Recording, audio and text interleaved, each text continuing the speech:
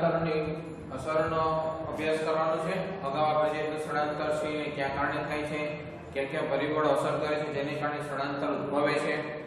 હવે સ્થળાંતર થયું તો એની અસર શું થઈ એ આપણે જોવાનું છે, બરાબર। એટલે કે સ્થળાંતરની જે અસર છે, સ્થળાંતર થવાને કારણે જે અસરો પડે છે સમાજ ઉપર, નાગરિક ઉપર કે દેશ ઉપર, તો એની અસરનો અભ્યાસ આપણે કરવાનો છે। હવે જો સ્થળાંતર છે એના વિશેની માહિતી છે એ સરકારને સ્થળાંતર વિશે નીતિ ઘડવા માટે મદદરૂપ થઈ શકે છે। કારણ કે જો આ અસરનો તપાસ કરીએ ને તો સરકારને જે સ્થળાંતર વિશે નીતિ વિશે જે બાબતોની ચર્ચા કરવાની છે કે નિયમો ઘડવાના છે એમાં ઉપયોગી થઈ પડે છે। અને સ્થળાંતરની અસરોને બે વિભાગમાં આપણે વિભાજિત કરી શકીએ છીએ, એક તો સ્થળાંતરની હકારાત્મક અસર અને બીજી નકારાત્મક અસરો। હવે જો અહીં સ્થળાંતરની અસરોનો બે અસર આપણે કહી શકીએ,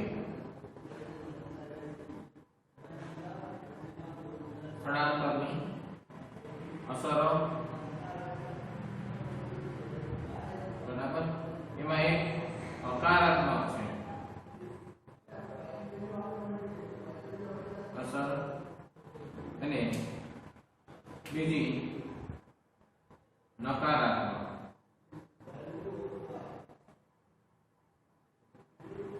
અસરો, બરાબર। તો હકારાત્મક અને નકારાત્મક અસરો છે અહીંયા સ્થળાંતરની જોવા મળે છે। તો સૌથી પહેલા આપણે જોઈએ તો સ્થળાંતરની હકારાત્મક અસરો, કારણ કે સ્થળાંતર છે એ સ્થળાંતરની હકારાત્મક અસર વિવિધ આર્થિક ક્ષેત્રો, વ્યક્તિ, કુટુંબ, સમાજ તેમજ સમગ્ર દેશ માટે ફાયદાકારક તેમજ વિકાસલક્ષી હોય છે। જેમાં સૌથી પહેલું ક્યાં અસર પડે છે તો કે હકારાત્મક અસરોની આપણે વાત કરીએ તો હકારાત્મક છે તો અસરો,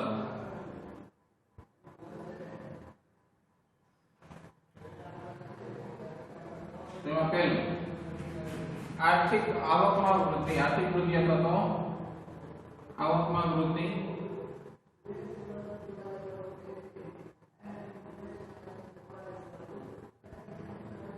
આવકમાં વૃદ્ધિ, જેથી કરીને હવે જે આવકમાં વૃદ્ધિ થાય ને એટલે શું થાય છે તો કે સ્થળાંતરનો મુખ્ય ઉદ્દેશ જ એ છે કે આવકમાં વૃદ્ધિ કરવી, એટલે કે આવક વધારવા માટે સ્થળાંતર કરવામાં આવ્યું છે। જે લોકો ગામડામાંથી શહેરોમાં કમાવા માટે જાય છે તે પોતાની આવકનો કેટલો ભાગ પોતાના જે વતનમાં રહેતા કુટુંબીજનો છે એમને પહોંચાડે છે, અને એને કારણે એ લોકોનું જીવન ધોરણ પણ સારું બને છે, ઊંચું જીવન ધોરણ જીવે છે, બરાબર। જેને પરિણામે એના કુટુંબના જીવન ધોરણમાં સુધારો થાય છે, બરાબર। પછી ઉપરાંત ગામડાના લોકો જે આવક કરે છે અને એમાં જે વધારો થાય છે એ કૃષિમાં રોકે છે, અને ગ્રામ્ય વિસ્તારના લોકોની જે આવકમાં વધારો થાય છે કૃષિમાં, એમાંનો કેટલાક ભાગ કૃષિમાં રોકે છે, અને કૃષિમાં મૂલ્ય ગુણવત્તા, જમીનની ફળદ્રુપતા, ઉત્પાદકતામાં વધારો થાય છે, અને પરિણામે દેશની ઉત્પાદકતા છે એમાં વધારો થાય છે। અને છેલ્લા કેટલાક વર્ષોમાં એવું પણ બન્યું છે કે ગામડાના કેટલાક લોકો પોતાની આવકનો અમુક ભાગ છે ધંધા તથા રોજગારમાં રોકતા જોવા મળ્યા છે, જેને કારણે શહેરોની અંદર ગામડામાં કૃષિ સંલગ્ન ઉદ્યોગ ધંધા છે એનો વિકાસ થયો છે। તો આ એક હકારાત્મક બાબત કહેવાય કે જેને લીધે ક્રમશઃ બધાનો વિકાસ થતો ગયો છે। પછી દેશમાં ઝડપી આર્થિક વિકાસમાં ફાળો, તો જ્યારે વ્યક્તિ દેશની વસ્તી અન્ય દેશમાં સ્થળાંતર કરે, કારણ કે સ્થળાંતર છે કોઈ પણ જગ્યાએ નહીં છે, એક જગ્યાએ બીજી જગ્યાએ અથવા તો એક રાજ્યમાંથી બીજા રાજ્યમાં અથવા તો એક દેશમાંથી બીજા દેશમાં હોઈ શકે છે। એટલે કે એક જ્યારે કોઈ વ્યક્તિ છે એ દેશની બહાર સ્થળાંતર કરે, એટલે કે આ સ્થળાંતર દેશની બહાર હોય ત્યારે પોતાની આવકનો કેટલોક ભાગ પોતાના દેશમાં વસતા લોકોને મોકલાવે છે, જેથી કરીને એનું જીવન ધોરણ સારું બને છે। ઉપરાંત એ કમાણી થકી આપણા દેશમાં વિદેશી ચલણની આવક થશે, બરાબર। વિદેશી ચલણની આવક થાય ને એટલે દેશની આર્થિક પરિસ્થિતિ મજબૂત બને, કારણ કે કેટલોક ભાગ છે તો આપણા કુટુંબને મોકલાવાના છે, એટલે કે પોતાના કુટુંબમાં દેશમાં પોતાનું કુટુંબ રહે ત્યાં જ મોકલાવશે। ઉપરાંત પોતાના દેશના ધંધા વેપાર ઉદ્યોગમાં મૂડીરોકાણ કરે છે, તો આપણા ધંધાઓ છે એને મૂડીરોકાણ પણ મળી રહે છે. તેને પરિણામે વિદેશી ચલણની અનામતમાં વધારો થતા આર્થિક સદ્ધરતા આવે છે. બરાબર, આર્થિક સદ્ધરતા આવે છે, ઝડપથી વૃદ્ધિ થાય છે. બરાબર, આવકમાં વૃદ્ધિ થાય છે. જે રીતે અહીંયા દેશમાં ઝડપી આર્થિક વિકાસ પામવાનો એ પણ એક મુદ્દો કહી શકાય કે દેશના ઝડપી આર્થિક વિકાસમાં ફાળો. તો દેશનો વિકાસથી ઝડપી બને છે, કારણ કે એ વિદેશી ચલણની આવક થાય છે. ઉપરાંત 1991 ની અંદર આર્થિક ઉદારીકરણ, વૈશ્વિકીકરણ અને ખાનગીકરણની જે પ્રક્રિયા આવી એને કારણે આર્થિક પરિસ્થિતિ આર્થિક સુધારાઓને વેગ મળતા પરિણામે આર્થિક સુધારો વેગ મળવાથી વિદેશી ચલણનો પ્રવાહ સતત વધતો જાય છે, કારણ કે વિદેશમાંથી ચલણ છે, નાણું છે એ આવે છે, જેથી કરીને વિદેશી ચલણ છે એનો વધારો થતો જાય છે. ઉપરાંત આપણા દેશના લોકો વિદેશમાં જઈ ઉચ્ચ શિક્ષણ મેળવે કે કૌશલ્ય કે જ્ઞાન કે લાયકાત કે આવડત મેળવે અને એ કૌશલ્ય કે ટેકનોલોજીનો ઉપયોગ આપણા દેશ માટે કરે તો આપણા દેશનો વિકાસ ઝડપથી થાય છે. પરિણામે દેશના વિકાસની પ્રક્રિયાને વેગ મળે તે પણ બન્યું છે. પછી હવે સ્થળાંતરની કેટલીક નકારાત્મક અસરો પણ જોવા મળે છે.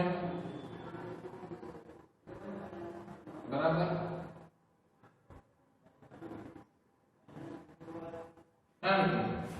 જે વસ્તુની હકારાત્મક અસર છે એવી જ રીતે વસ્તુની ઘણી બધી કોઈની નકારાત્મક અસરો પણ જોવા મળે છે. એટલે કે હકારાત્મક અસરની સાથે સાથે નકારાત્મક અસરો પણ જોવા મળે છે. તો નકારાત્મક અસરોની વાત કરીએ તો એમાં કેટલીક બાબતો જોવા જઈએ છીએ, જેમ કે ગામડામાંથી અલ્પ શિક્ષિત, ઓછું કૌશલ્ય ધરાવતા, અકુશળ, ગરીબ લોકો રોજગારી મેળવવા શહેરો તરફ જાય છે. શહેરોમાં જે વ્યવસાય છે, પરંતુ આવા લોકોને માત્ર શ્રમ સિવાય કોઈ કાર્ય મળતું નથી. એટલે કે આવા લોકો છે અલ્પ શિક્ષિત છે, અકુશળ છે કે ઓછું કૌશલ્ય ધરાવતા લોકો માટે નીચું વળતર આપતા શ્રમ પ્રધાન વ્યવસાય સિવાય રોજગારીની કોઈ તક હોતી નથી. બરાબર, અને શ્રમ પ્રધાન એટલે કે માત્ર આમ જોઈએ તો મજૂરી છે એવું જ કામ એને મળતું હોય છે, એટલે કે આવકનું કોઈ મોટું સાધન જનરેટ થતું નથી. તેથી કેટલીક નકારાત્મક અસરો જોવા મળે છે, જેનું પહેલું છે અનિયંત્રિત શહેરીકરણ.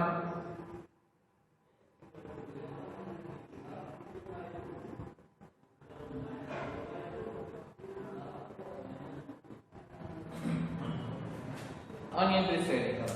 હવે અહીં શું થાય છે, અલ્પ શિક્ષિત, અકુશળ અને ઓછું કૌશલ્ય ધરાવતા લોકો સ્થળાંતર થાય છે ત્યારે નીચી આવકને કારણે શહેરના છેવાડાના વિસ્તારોમાં ફરજિયાત વસવાટ કરવા માટે એ બંધનકર્તા થાય છે. એટલે કે ફરજિયાત પણ એને વસવાટ કરવો પડે છે, જેના પરિણામે અનિયંત્રિત શહેરીકરણની સમસ્યા વધે છે, કારણ કે શહેરની બારોબાર એને વસવાટ કરવો પડે છે, એટલે શહેરનો એટલો વિસ્તાર છે અનિયંત્રિત રીતે વધે છે. ઉપરાંત ઝૂંપડપટ્ટી અને ગંદા વસાહતો ને કારણે એમાં રહેવાસીઓ એની પાસે બીજો કોઈ વિકલ્પ હોતો નથી, કારણ કે પોતાનું મકાન લઈ શકે કે સારા વિસ્તારમાં પોતાનું ઘર લઈ શકે એવું એની પાસે આવકનું કોઈ સર્જન સ્થાન હોતું નથી, કે આવકનો કોઈ એવો માર્ગ હોતો નથી, જેથી કરીને એ લોકો આવી આવક મેળવી શકતા નથી અને પરિણામે એ આવા જે સ્થાનો છે એમાંથી એ ઝૂંપડપટ્ટી અને ગંદા વિસ્તારો છે એનો પણ જન્મ થાય છે. પછી માળખાકીય સુવિધાઓનું અપૂરતું પ્રમાણ.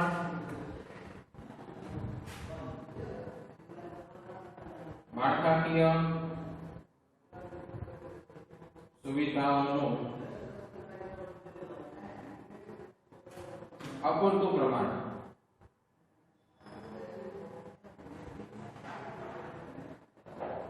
માળખાકીય સુવિધાઓ રોડ, રસ્તા, જમીન, વાહન વ્યવહાર, વીજળી, ડ્રેનેજ, તાર કપાસ, શૌચાલયો, શિક્ષણ, શાળા, આરોગ્ય વગેરે જેવી બાબતો માં જેવી આંતરમાળખાકીય સુવિધાઓ પૂરી પાડવામાં તંત્ર નિષ્ફળ જાય છે, કારણ કે આ વધારે અનિયંત્રિત છે. તો એને જે સુવિધાઓ મળે છે, એને જે માળખાકીય સુવિધાઓ મળવી જોઈએ એ મળતી નથી, અને પરિણામે એ તંત્ર નિષ્ફળ જાય છે, જે આરોગ્યની ગંભીર સમસ્યા ઊભી કરે છે. અને આવો ગરીબ વર્ગ અનેક ગંભીર બીમારીનો ભોગ બનતો પણ જોવા મળ્યો છે. આવો ગરીબ વર્ગ જે બીમારીનો ભોગ બને, કારણ તો કે એને જે માળખાકીય સુવિધાઓ, આરોગ્ય જેવી સુવિધા પણ મળતી નથી, તો એને બીમારીનો ભોગ બનવાના જ છે. પછી એને લીધે પર્યાવરણીય પ્રદૂષણની સમસ્યા થાય છે. પર્યાવરણીય પ્રદૂષણની સમસ્યા. હવે એથી પર્યાવરણ પણ ઇફેક્ટ કરે છે, કારણ કે ઝૂંપડપટ્ટી અને ગંદા વસાહતોનું જે સર્જન થાય છે, તેવા ઝૂંપડપટ્ટી અને ગંદા વસાહતોમાં શૌચાલયો તેમજ ડ્રેનેજની અપૂરતી સુવિધા છે, અને તેમને કચરાના નિકાલના ભાવના કારણે પર્યાવરણ પ્રદૂષણની સમસ્યા ગંભીર સ્વરૂપ ધારણ કરે છે, કારણ કે આવી કોઈ કચરાના નિકાલની વ્યવસ્થા નથી, ડ્રેનેજની સુવિધા નથી, શૌચાલયની સુવિધા નથી, જેને કારણે પર્યાવરણનું પ્રદૂષણ છે એ વધી જાય છે. અને જેનું જ્વલંત ઉદાહરણ અમદાવાદ, અંકલેશ્વર, સુરત, ભરૂચ, વડોદરા, કલકત્તા, દિલ્હી વગેરે મોટા શહેરો છે, એમાં આપણે જોઈ શકીએ છીએ. તો કારણ કે આ મોટા શહેરો છે, આવકનું વધારે સાધન મળશે એ હિસાબથી એ લોકો અહીંયા વધારે સ્થળાંતર કરે છે, અને પરિણામે આવી સમસ્યાઓ સર્જાય છે. તો ઉપરોક્ત શહેરોમાં જાહેર વાહનોની અપૂરતી સેવાને કારણે વૈકલ્પિક વાહન વ્યવહારનો જ ઉપયોગ વિકાસ થયો છે. એટલે કે જાહેર વાહન વ્યવહાર છે એ સેવા પૂરી પાડી શકતું નથી, અને જેને કારણે વૈકલ્પિક વાહન વ્યવહારની સેવાઓ છે એ અહીંયા આપણે આપવી પડે છે, તો તેનો વિકાસ થયો છે. તો ખાસ કરીને અમદાવાદ જેવા છે મોટા શહેરોમાં જેણે હવાના પ્રદૂષણની ગંભીર સમસ્યા ત્યાં જોવા મળે છે. તો હવાનું પ્રદૂષણ ખાસ કરીને ત્યાં જોવા મળે છે, એટલે આ નકારાત્મક અસરો થઈ. અને ચોથું, સામાજિક દૂષણ.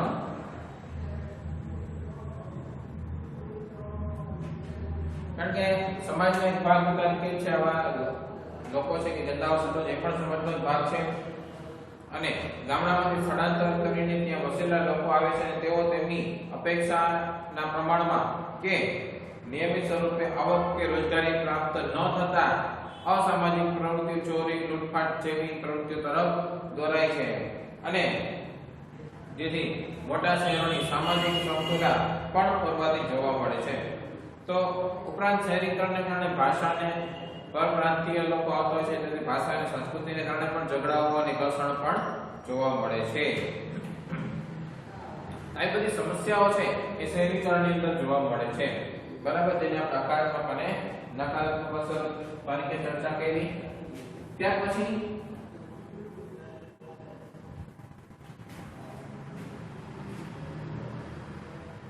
શહેરીકરણ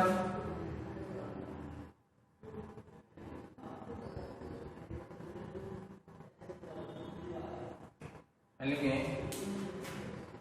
અર્બનાઇઝેશન, શહેરીકરણ એ આર્થિક વિકાસની પ્રક્રિયાનું પરિણામ છે. કારણ કે આર્થિક વિકાસ થવાથી ઉદ્યોગો અને આંતરમાળખાકીય સેવાનો વિકાસ થતા, કારણ કે આર્થિક વિકાસ અને ઉદ્યોગોનો વિકાસ થાય, ઉદ્યોગોનો વિકાસ સાથે એને સંલગ્ન આંતરમાળખાકીય સુવિધાઓ, રોડ, રસ્તા, વીજળી, પાણી, સંદેશા વ્યવહાર, દાળ ટપાલનો વિકાસ થાય છે, અને આંતરમાળખાકીય સેવાનો વિકાસ થતા, એટલે કે વાહન વ્યવહારની સેવાનો વિકાસ થયો, સંદેશા વ્યવહારનો વિકાસ થયો, પરિણામે લોકોનું સ્થળાંતર પણ વધે છે. કારણ કે આ બધી વસ્તુનો વિકાસ થતા કૃષિ વિભાગમાંથી શ્રમની હેરફેર છે એ ઉદ્યોગો તરફ થાય છે, અને સેવા ઉદ્યોગો તરફ જાય છે, જેથી કરીને શહેરીકરણની પ્રક્રિયાને વેગ મળે છે. તો શહેરીકરણ એટલે શું? તો સામાન્ય અર્થમાં આપણે એવું કહીએ છીએ કે ગ્રામ્ય વિસ્તારમાંથી શહેરી વિસ્તારમાં જે લોકો આવે એને શહેરીકરણ કહે છે. એટલે કે શહેરીકરણ એ આર્થિક અને સામાજિક પ્રક્રિયા છે, કારણ કે આપણે કીધું તો સામાજિક સમાજની અંદર જ બધા રહે છે, તો સામાજિક પ્રક્રિયા પણ છે, જેનાથી કોઈ વિસ્તારનું વસ્તીનું પ્રમાણ વધુ છે અને કેન્દ્રિત થાય છે, જે નગર અને શહેરમાં પરિણમે છે. તો કોઈ એવો વિસ્તાર છે કે જ્યાં ઉદ્યોગ ધંધાનો સારો વિકાસ છે, તો અહીંયા લોકો કેન્દ્રિત થાય છે, પરિણામે નગર અને આમ તો જોઈએ તો શહેરો અને મહાનગરોનો વિકાસ થાય છે. તો આ ખ્યાલને નગર કે શહેરમાં વસ્તીના સ્તરના કેન્દ્રીકરણ તરીકે પણ અર્થઘટન કરી શકાય. એની વ્યાખ્યા જોઈએ તો 1951 માં શહેર કે નગરની વ્યાખ્યા ઘણી ઉદાર હતી, કારણ કે જ્યારે આયોજન કાર્ડનો પ્રથમ અને શરૂઆતના તબક્કાઓ હતા તો ત્યારે ઘણી ઉદાર હતી, પરંતુ 1961 થી માં નગર કે શહેરની વ્યાખ્યા અપનાવાઈ, જેમાં 1971, 1991, 2001 અને 2011, અહીંયા આપણે 2001 સુધીની વાત છે, તો એની વસ્તી ગણતરીમાં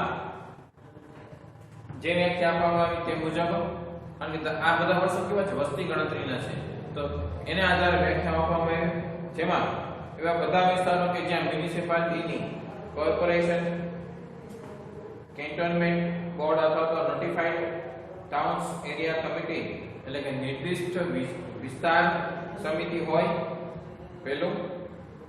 બીજું, એવા બધા અન્ય વિસ્તારો કે જેમાં નીચેના ત્રણ માપદંડોનું પાલન થતું. ક્યાં ત્રણ માપદંડ? પહેલું, કે જ્યાંની વસ્તી 5000 કે તેથી વધુ હોય. બીજું, એવા બધા અન્ય વિસ્તારો કે જેમાં 75% કે તેથી વધુ કાર્યશીલ પુરુષ વર્ગ કૃષિ સિવાયની ક્ષેત્રમાંથી રોજગારી મેળવતો હોય, એટલે કે તેનો મુખ્ય વ્યવસાય છે કૃષિ નહીં પરંતુ અન્ય હોવો જોઈએ, બરાબર, તો એને શહેરમાં આપણે વિકાસ કરી શકીએ છીએ. ત્રીજું, વસ્તીની ગીચતા પ્રતિ ચોરસ કિલોમીટર 400 કે તેથી વધુની હોય, કારણ કે વસ્તીની ગીચતાને આધારે માપવામાં આવે છે કે એ વિસ્તાર કેટલો ભરેલો છે.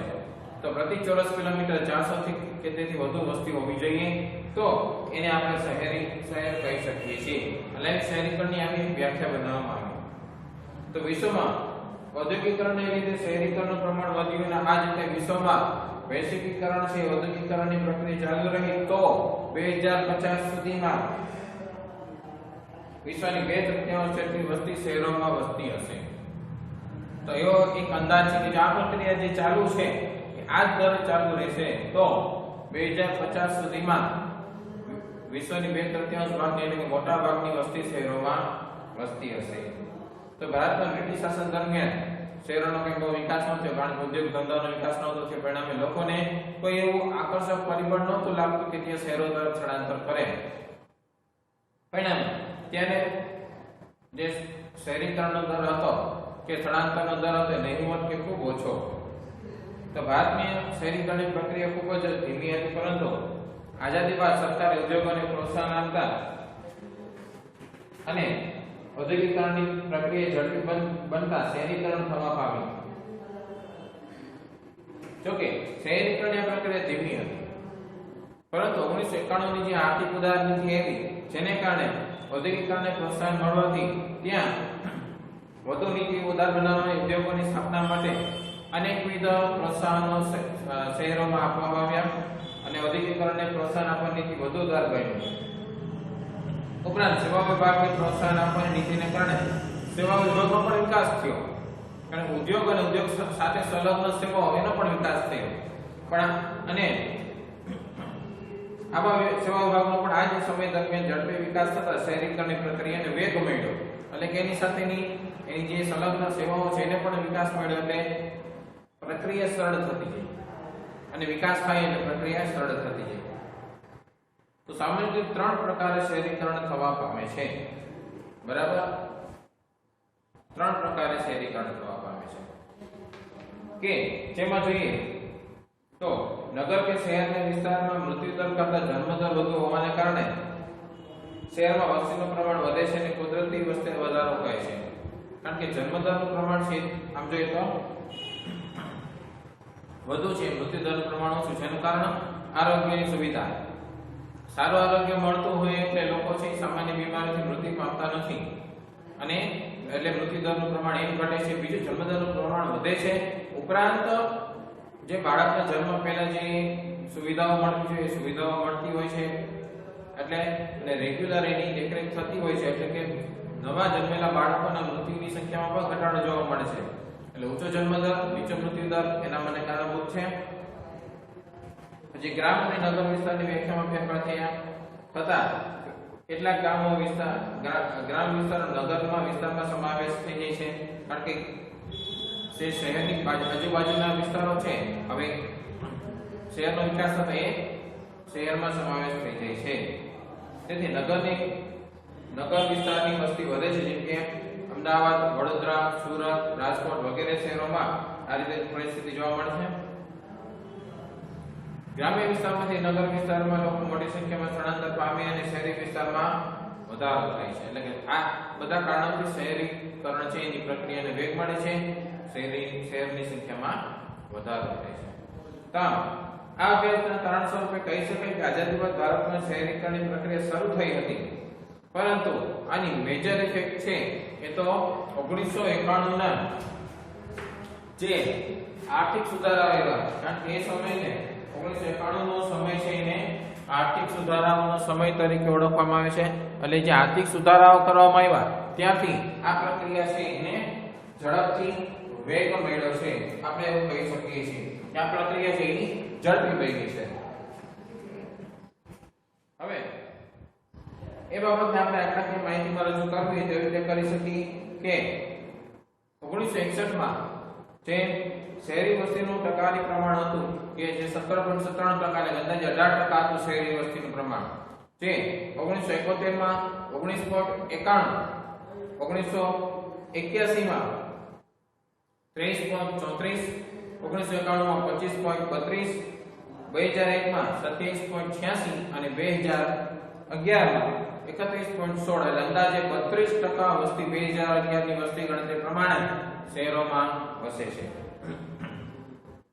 એટલે કે અંદાજે 37.7 કરોડ લોકો શહેરમાં વસે છે. એનો કેવો થયો કે અંદાજે 32% વસ્તી શહેરમાં વસે છે. પછી શહેરીકરણની અસરો, તો શહેરીકરણની અસરો છે એમાં પણ એક વસ્તુ આવે છે. આમ જોઈએ તો શહેરીકરણની પણ એક અસરો છે, હકારાત્મક અને નકારાત્મક અસરો.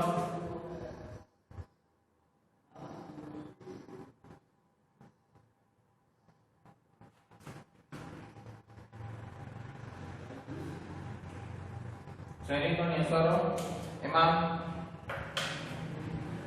વિશ્વમાં સૌથી વધુ શહેરીકરણ ચીન પછી ભારતમાં થઈ રહ્યું છે. પહેલો નંબર ચીન છે, પણ બીજો નંબર ભારત જ છે. તેમ કહી શકાય કે હાલમાં ભારતમાં શહેરીકરણની પ્રક્રિયા ખૂબ ઝડપી છે, જે ભારતના ઝડપી આર્થિક વિકાસનો નિર્દેશ કરે છે. કારણ કે લોકો જાય છે તો કોઈ આકર્ષક પરિબળ છે કે જેને શહેરો તરફ લઈ આવે છે, તે પરિબળ છે રોજગારી. એનો મતલબ રોજગારી વધારવાનો મતલબ કે આર્થિક વિકાસ હાંસલ કરીએ છીએ. આ આર્થિક વિકાસની પ્રક્રિયાને કારણે જે શહેરીકરણ થયું તેને ભારતીય અર્થતંત્ર પર અનેકવિધ અસરો સર્જી છે, જેને બે ભાગમાં વહેંચી શકાય. એક તો શહેરીકરણની હકારાત્મક અસરો અને બીજી નકારાત્મક અસરો. બરાબર. એટલે તો અહીંયા શહેરીકરણ છે એની હકારાત્મક અને નકારાત્મક અસરો જોવા મળશે, જેમાં પહેલું છે માળખાકીય સુવિધાઓમાં વધારો. માળખાકીય સુવિધાઓ શિક્ષણ, આરોગ્ય, બેંકિંગ, વાહન વ્યવહાર, સંદેશ વ્યવહાર, તાર, ટપાલ, વીજળી, રસ્તા, પાણી વગેરે જેવી સુવિધાઓમાં અનેક ગણી રોજગારીની તકો ઊભી થઈ અને રોજગારીનું પ્રમાણ વધતા લોકોની વસ્તુ ખરીદવાની શક્તિમાં વધારો થયો. વસ્તુ ખરીદવાની શક્તિમાં વધારો થાય એટલે એ પોતાનું જે મૂડી છે એ વસ્તુ ખરીદવાની શક્તિ વધારો થાય એટલે માંગ કરશે. માંગ કરશે એટલે ઉદ્યોગો ઉત્પાદન વધારશે, એટલે વેચાણ વધશે અને એને નફો મળશે.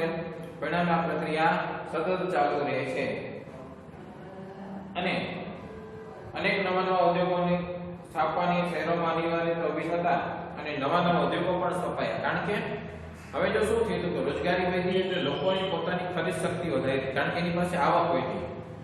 આવક વધી એટલે એને શું કર્યું? ખરીદ શક્તિ વધારી એટલે કે માંગ વધારી. બરાબર. હવે આને આપણે જોઈએ ને તો લોકોની રોજગારી થકી શું થયું કે રોજગારી મળી એટલે કે આવક છે એમાં વૃદ્ધિ થઈ. આને પરિણામે શું થયું? આવક છે એમાં વૃદ્ધિ થઈ તો એનાથી શું થયું? તો કે ખરીદ શક્તિમાં વધારો.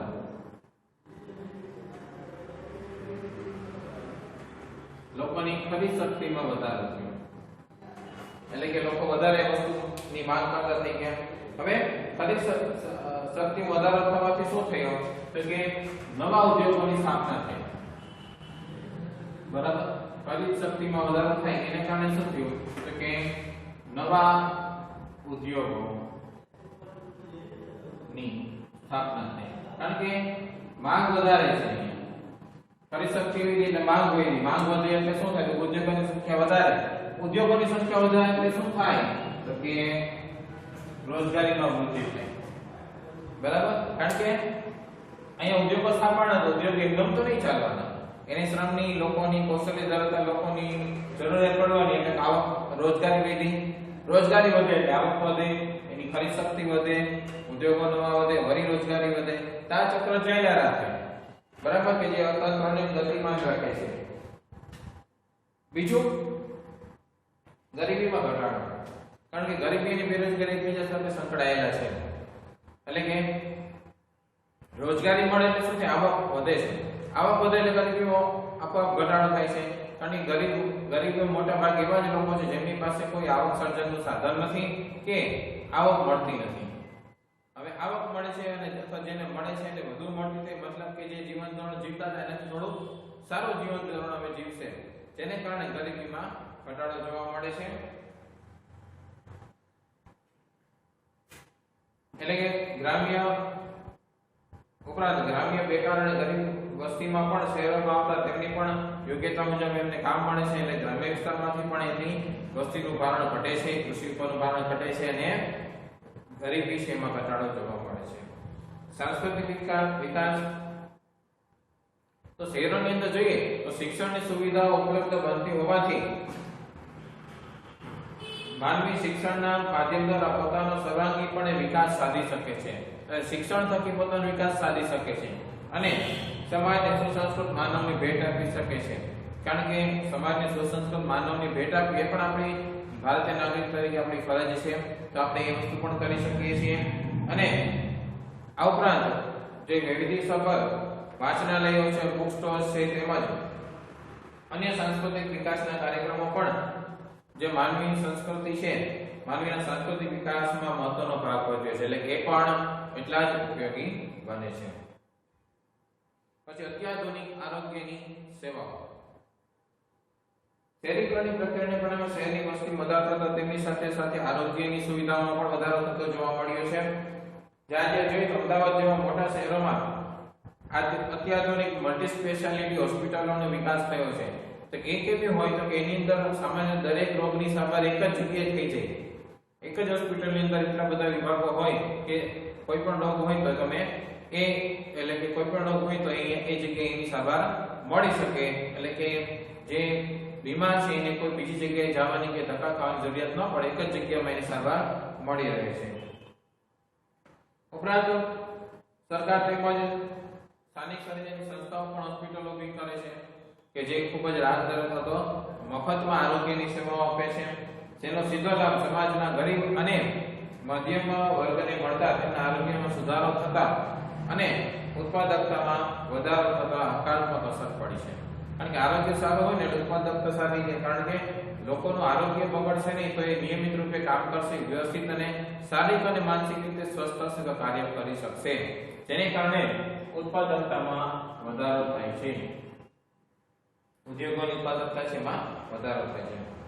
પછી સામાજિક અસર અને આધુનિક વિચારસરણી. ગામડાગત શહેરોમાં શિક્ષણ તેમજ સાંસ્કૃતિક વિકાસના કારણે ઉપરાંત સંદેશાવ્યવહારની આધુનિક સુવિધાઓ અને ઉપકરણોનો ઉપયોગ વધતા શહેરના લોકોની વિચારસરણી પણ આધુનિક જોવા મળે છે.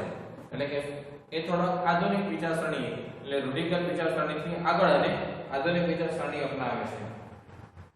તેઓ ઝડપી વિશ્વના પ્રવાહોથી પરિચિત થઈ શકતા હોવાથી તેમની વાણી, વર્તન અને જે વિચારો છે, રહેણીકરણી છે એમાં આવી અસર જોવા મળે છે. અને ઊંચું જીવન ધોરણ, કારણ કે શહેરીકરણને લીધે આવકમાં વૃદ્ધિ થાય છે, અને આવકમાં વૃદ્ધિ થાય એટલે લોકો છે એ પોતાનું જીવન ધોરણ ઊંચું લાવી શકે છે. તો આ કેટલીક હકારાત્મક અસરો હતી. એની સાથે કેટલીક હવે નકારાત્મક અસરો પણ છે શહેરીકરણની. જેમાં જોઈએ તો આર્થિક અસમાનતા, કારણ કે શહેરોમાં જુઓ તો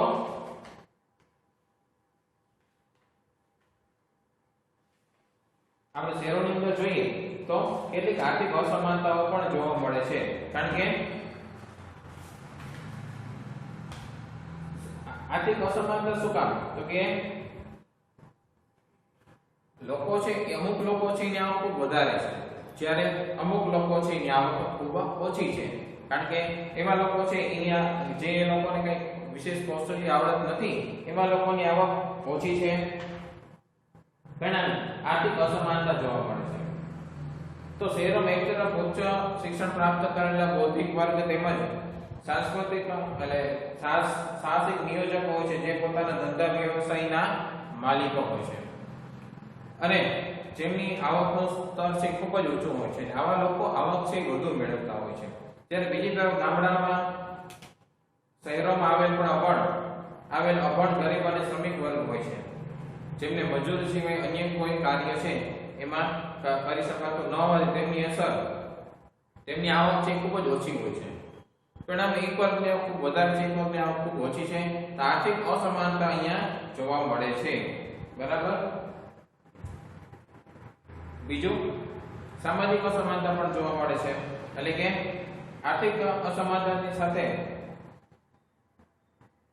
સામાજિક અસમાનતા પણ જોવા મળે છે. કારણ કે અહીંયા આપણે સ્થળાંતર કીધું તો જે લોકો ગામડામાંથી શહેર વિસ્તારમાં આવે છે, તો આવા વિસ્તારો છે એની માન્યતા છે રૂઢિગત માન્યતાઓ છે, અને જ્યારે બીજા અન્ય લોકો છે એટલે કે જે શહેરમાં વસતા લોકો છે, એવા લોકો છે એમની માન્યતા આધુનિક છે, એટલે કે આધુનિક વિચારસરણી ધરાવે છે. તો એવા લોકો એમાં બેની માનસિકતામાં તફાવત જોવા મળે છે. જ્યારે જે અશિક્ષિત ગરીબ વર્ગ કે રૂઢિચુસ્ત કુંઠિત વિચારસરણીનો ભોગ બનેલો જોવા મળે છે. એટલે આર્થિક અસમાનતા, સામાજિક અસમાનતા પણ જોવા મળે છે. પછી ગંદા વસવાટનો પ્રશ્ન ઉભો થાય છે.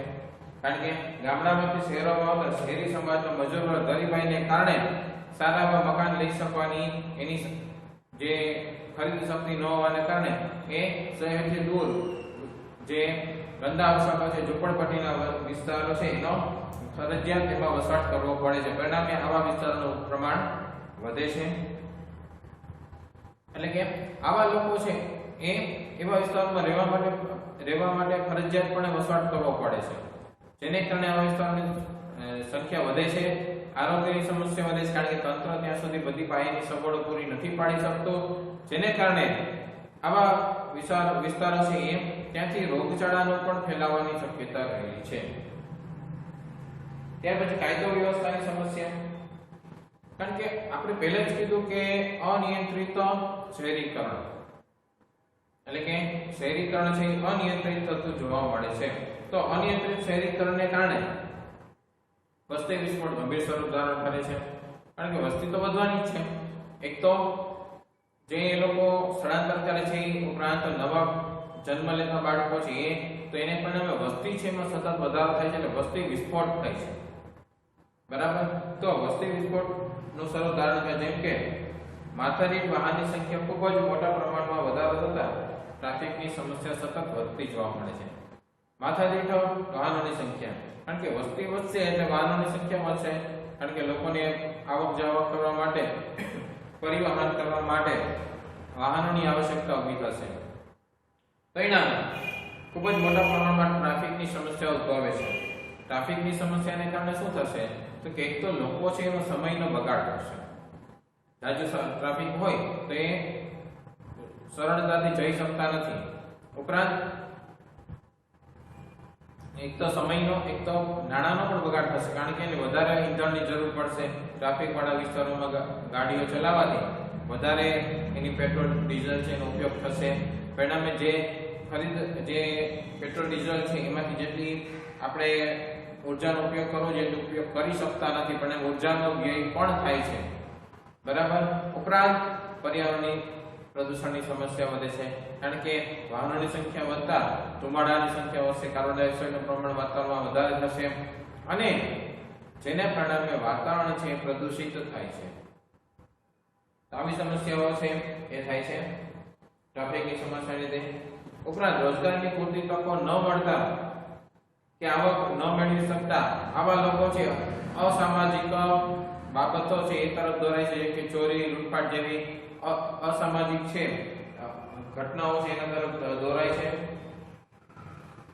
તો આવી બનતી ઘટનાઓ વિશે આવી રોજિંદી શહેરોમાં રોજિંદી બનતા કાયદો વ્યવસ્થા તેને પહોંચી વળવા માટે અપૂરતા સાબિત થતા પરિસ્થિતિને કથળતી જોવા મળે છે, કારણ કે કાયદો વ્યવસ્થા બધી જગ્યાએ પહોંચી ન શકે તો પરિસ્થિતિ કથળતી જાય. એટલે કાયદો વ્યવસ્થા છે એની એક સમસ્યા ઉદ્ભવે છે. પછી આંતરમાળખાકીય સુવિધાઓનો પ્રશ્ન. આંતરમાળખાકીય સુવિધાઓ, કારણ કે જેવી કે પરિવહન, આરોગ્ય અને રસ્તાની અપૂરતી સેવાઓ, દૂષિત પીવાના પાણીની સમસ્યા જેવી પાણીજન્ય રોગચાળાની સમસ્યા, વીજળીની અપૂરતી સુવિધાઓ, સ્વચ્છતાના પ્રશ્નો, રસ્તાની અપૂરતી સુવિધાઓ વગેરે જેવી આંતરમાળખાકીય સુવિધાઓ પૂરતા પ્રમાણમાં પૂરી પાડવામાં સ્થાનિક વહીવટીતંત્ર નિષ્ફળ જાય છે, કારણ કે એમને જે આયોજન કરેલું હોય, નિશ્ચિત નક્કી કરેલી જે વિસ્તાર છે, લોકો છે કે વસ્તી છે એના માટેનું હોય છે. જ્યારે આ અનિયંત્રિત શહેરીકરણ થાય એને કારણે એમનું કંઈ આયોજન હોય એના કરતાં જે જરૂરિયાત અનેક ગણી વધી જાય છે. પરિણામે તંત્ર છે એ બધી વ્યવસ્થાઓ પૂરી પાડવામાં નિષ્ફળ જાય છે, કારણ કે એ બધાનો જે જ્યાં સમસ્યાઓ હલ કરી લે ત્યાં સુધીમાં પાછું અનિયંત્રિત શહેરીકરણને લીધે પાછી વસ્તી વધતી જતી હોય છે. એટલે તંત્ર જે આયોજન કરે તો એ આયોજનમાં પૂરતી રીતે સફળતા ન મળવાનું કારણ એ પણ છે કે ભાઈ અનિયંત્રિત શહેરીકરણ છે, જેને કારણે લોકો છે વસવાટ છે વધતા જાય છે અને તંત્રનું જે આયોજન છે એ આયોજન બગડી જાય છે. કારણ કે જેટલા લોકો માટે વસ્તુ કરેલી છે એટલા લોકો માટે પરફેક્ટ છે, પણ એમાંથી અનેક ગણા લોકો વધી જાય તો પછી સમસ્યા ઉદ્ભવે છે, બરાબર. આંતરમાળખાકીય સુવિધાઓનો પ્રશ્ન રહે છે. પછી પર્યાવરણ પ્રદૂષણના પ્રશ્નો, કારણ કે શહેરીકરણ અને ઔદ્યોગિકરણને પરિણામ હોવાથી શહેરોમાં અનેકવિધ ઉદ્યોગો સ્થપાયા હોવાથી દરેક પ્રકારના પ્રદૂષણ અનિયંત્રિત રીતે વધે છે. દરેક પ્રકારના પ્રદૂષણ વધે છે, બરાબર. હવાનું છે, પાણીનું છે, જમીનનું છે, વાતાવરણનું છે, કોઈ પણ બધા પ્રદૂષણ છે અનિયંત્રિત રીતે વધે છે. ઉપરાંત ગંદકીની ગંભીર સમસ્યા પણ માનવીના સ્વાસ્થ્ય પર અસર થતી જોવા મળે છે, કારણ કે આની લીધે ગંદકીની સમસ્યાઓ પણ વધે છે. આપણે કીધું કે શહેરથી દૂરના વિસ્તારોમાં અથવા તો ઝૂંપડપટ્ટી જેવા વિસ્તારોમાં લોકો રહે છે, જેને કારણે આવી સમસ્યાઓ છે એ જોવા મળે છે. તો ગંદકીની સમસ્યાઓ પણ જોવા મળે છે અને ઉપરાંત પર્યાવરણ છે એને પણ નુકસાન થાય છે. અને જો આમાં વધારો કરવામાં આવે કે લોકોની રહેવાની વ્યવસ્થામાં વધારો કરવામાં આવે તો એ જે જમીન છે, જમીન ઉપર આ વ્યવસ્થા કરવામાં આવશે, જમીનનો ઉપયોગ આપણે બીજું કંઈ નહીં કારણ કે કરી શકીએ, કારણ કે પહેલા અહીંયા ખેતી થતી કે બીજું કોઈ કાર્ય થતું, તો હવે કાર્ય ન થાય અને એના પર જો રહેઠાણ માટેના મકાનો બનાવવામાં આવે કે વૃક્ષો કાપી, જંગલો કાપી અને જગ્યા બનાવી અહીંયા મકાનો બનાવવામાં આવે તો વૃક્ષોનું પ્રમાણ ઘટતા પણ પર્યાવરણની સમસ્યા થાય છે, કારણ કે વૃક્ષોનું પ્રમાણ ઘટે અને પર્યાવરણમાં પ્રદૂષણ વધે, કાર્બન ડાયોક્સાઇડનું પ્રમાણ વધે, જેને કારણે પર્યાવરણ છે એને ગંભીર અસર પડે છે. તાપમાનની જે સમસ્યાઓ અને અનિયમિત મોસમની સમસ્યાઓનો અત્યારે જે વિશ્વ સામનો કરી રહ્યું છે એનું કારણ વૃક્ષ પણ છે, કે વૃક્ષ છે એનું પ્રમાણ ખૂબ ઓછું છે, જંગલોનું પ્રમાણ ખૂબ ઓછું છે, જેને કારણે પણ વાતાવરણ છે સ્વચ્છ થતું નથી. એટલે જેમ કે અડધાથી વધુ ગરીબ વસ્તી ચામડી અને શ્વસન તંત્રના રોગોથી પીડાતી જોવા મળે છે, કારણ કે આ કારણ શું છે કે પર્યાવરણ શુદ્ધ નથી, શ્વસન તંત્રના રોગો થાય છે, વાતાવરણ હવા ચોખ્ખી નથી, જેથી કરીને લોકોને શ્વસન તંત્રના રોગો થાય છે, ચામડીના રોગો થાય છે, કારણ કે આજુબાજુ વૃક્ષનું પ્રમાણ ઓછું હોય એટલે સામાન્ય કરતાં તાપમાન વધુ લાગે છે, એટલે ચામડીના રોગો પણ થાય છે. તો આવી અનેકવિધ સમસ્યાઓ છે અથવા તો પર્યાવરણની સમસ્યાઓ છે ઉદ્ભવે છે, કારણ કે વસ્તી વધતા ત્યાંની જે તંત્ર છે એ પણ પહોંચી વળી શકતું નથી અને અનિયંત્રિત રીતે વધે છે. જો આયોજન કરી અને એનો વધારો થયો હોય તો કંઈ પ્રશ્ન ન હોય, તો તેની સુવિધાઓ પહેલેથી જ હાજર હોય, પણ અનિયંત્રિત રીતે વધતું હોય એટલે એની સુવિધાઓ મેળવી શકતા નથી. પરિણામે શહેરીકરણ છે એની નકારાત્મક અસરો જોવા મળશે, કારણ કે માત્ર જ હકારાત્મક અસર હોય એવું નથી અને માત્ર નકારાત્મક અસર હોય એવું પણ નથી. કેટલીક હકારાત્મક અસરો છે, કેટલીક નકારાત્મક અસરો છે. તો આવી સમસ્યાઓ છે, નકારાત્મક અસરો એટલે કે સમસ્યાઓ કહેવાય, એને હલ કરવા માટે, એના હળ કરવા માટેનો ઉપાયો પણ હોય છે, બરાબર. જેમાં નીતિ વિષયક પગલાઓ છે, રોજગારી તકો વધારવી, માળખાકીય સુવિધાઓમાં વધારો કરવો, શિક્ષણ અને આરોગ્યની સુવિધા વધારવી, ગૃહ અને નાના પાયાના ઉદ્યોગોને પ્રોત્સાહન આપવું, ગામડામાં પાયાની સુવિધાનો વિકાસ કરવો, વહીવટી વ્યવસ્થા સુદૃઢ કરવી, આંતરમાળખાકીય સેવાઓ છે એનું પ્રમાણ વધારવું, શિક્ષણ છે એક અગત્યનું કે શિક્ષણ વધારવું કે જેથી કરીને લોકો વધારે શિક્ષિત થાય તો વધારે એ વિચાર કરતા થાય કે વધારે પોતાનું જે લાભ ગેરલાભ સમજતા થાય, પર્યાવરણના લાભ ગેરલાભ સમજતા થાય, તો જેને કારણે આ સમસ્યાઓ આપમેળે અમુક પ્રમાણમાં હળવી થઈ શકશે, બરાબર.